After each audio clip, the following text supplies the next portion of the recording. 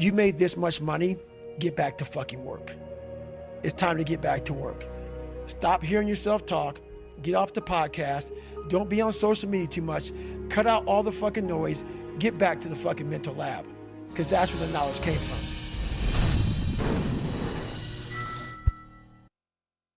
The danger of success making you soft. Mm-hmm. And this must be something that you've battled with over the last few years. Right. More money, more attention, more fame, more free things if you wanted, more opportunities to go places and do stuff with people. Right. How have you dealt with this battle of success not making you soft? You have to cap it. You have to learn to cap success. So what I do is, like right now, I don't like doing podcasts. There's a lot of things I don't do that I have to do now to get the message out there to help people out. And what I mean by capping success, I believe everybody should live their life. So everything that someone says in life, take it with a grain of salt. Take what they give and don't be like, oh, David Goggins said this or whoever said this. No, do not take what I say and do exactly what I say. So for me, what makes me who I am, because my mission is very different than yours or anybody else's. I have to go into a situation knowing, okay, I'm a guy who wants to make people better. For people to get better, I have to continuously get better myself. For me to do that, I can't just say, oh, I have this resume. The resume is there forever. I'm good.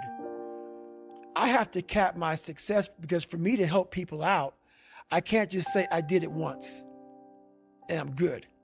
I have to continue to reinvent the wheel of the mind and figure out more and more ways for you to pull. Because if I have a cookie cutter message, it may hit 5 people out of 25. You just failed. My message needs to be in a way where I can hit all 25 people.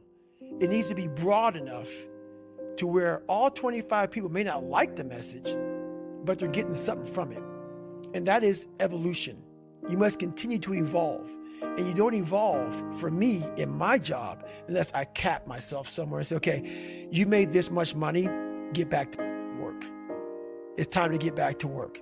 Stop hearing yourself talk. Get off the podcast. Don't be on social media too much. Cut out all the noise.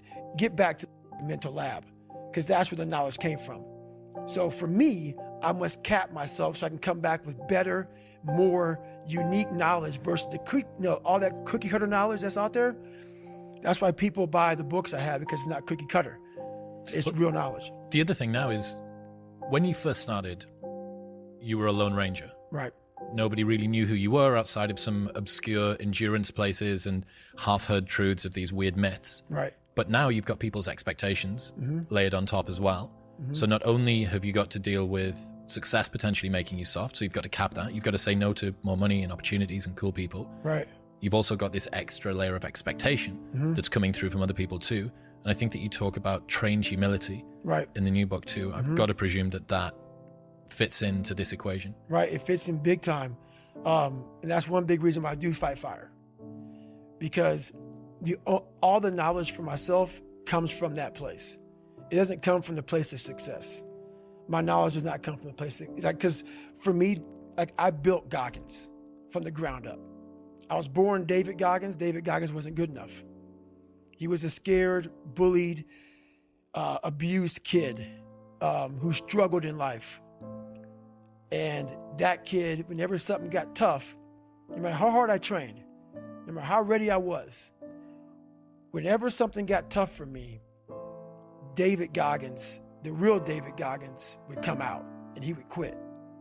So I realized this over a period of time. So I had to build Goggins. And in that process, I have to go back to that mental lab.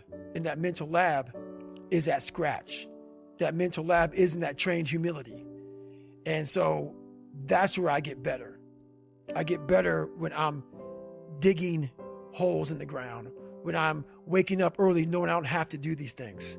That's where I get better. So it's important to stay hungry. It's important to stay hungry, but it's important more to stay humble within that hunger. So while you're hungry, a lot of people are hungry, but humility is everything. What was that story about William Crawford, the janitor? Yeah. So this guy won the Medal of Honor. So he won the Medal of Honor, and which is the highest award in the military. And this guy went to the Air Force Academy, and he was a janitor. And no one knew who the this man was. He had the highest award in all the military for heroics. For heroics, saving lives, putting his life on the line. Could have been killed. And he is now basically, cleaning shitters for young kids. And we can all imagine how that probably went. There's probably some, little bit of taunting here and there. And he just sat there and cleaned the shitter. So that's why he's in my trained humility part, because for this man to be at the level he was and have that kind of humility to go, I'm a Medal of Honor winner, but I'm going to put that in my closet, and I'm going to pick up my broom and dustpan, and I'm going to pick up, this rag and clean this for these young men. That right there is amazing for me, man. That's where you grow. That's growth, huge growth. And also it shows that he was doing his job. He was a servant. He didn't look at himself any better than anybody else. And the second you do that, you totally lost. You cannot look at yourself like people with me even. I always look at people. I know where you are. I know where, because I've been there. That's why I help so many people out. I've never been above you. I've always pretty much been beneath you, and that's where my knowledge came from. So I know how to reach those people who are in the dungeon, because I've been there so many times.